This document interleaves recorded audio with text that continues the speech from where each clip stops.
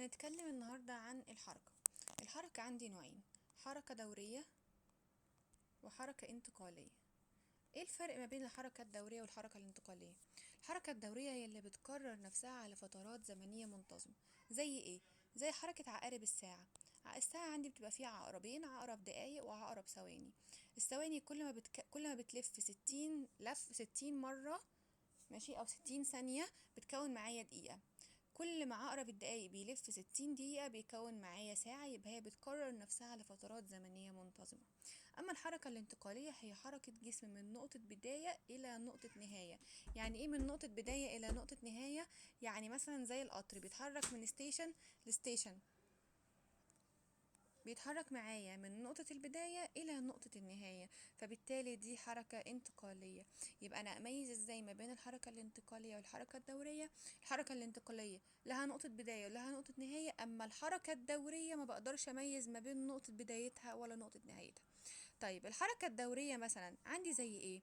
عندي نوعين من الحركة الدورية، عندي حركة الموجات وعندي الحركة التوافقية البسيطة. الحركة التوافقية البسيطة دي عندي برضو منها نوعين، اللي هم ايه؟ اللي هم حركة البندول البسيط، وعندي برضو حركة ايه؟ الثقل معلق في ملف زنبركي.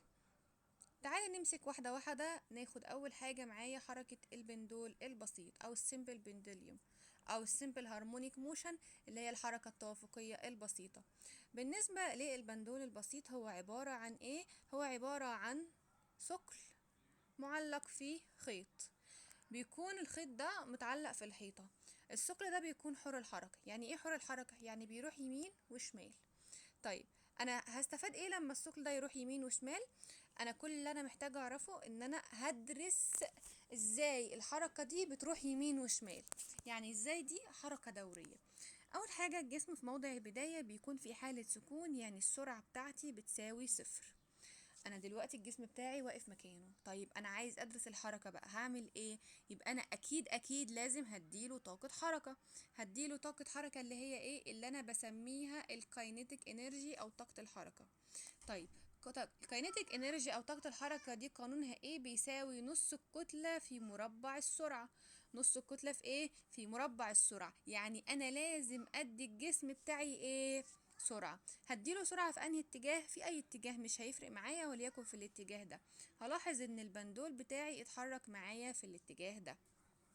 طيب اتحرك معايا في الاتجاه ده يعني هو ايه؟ يعني هو خد سرعة.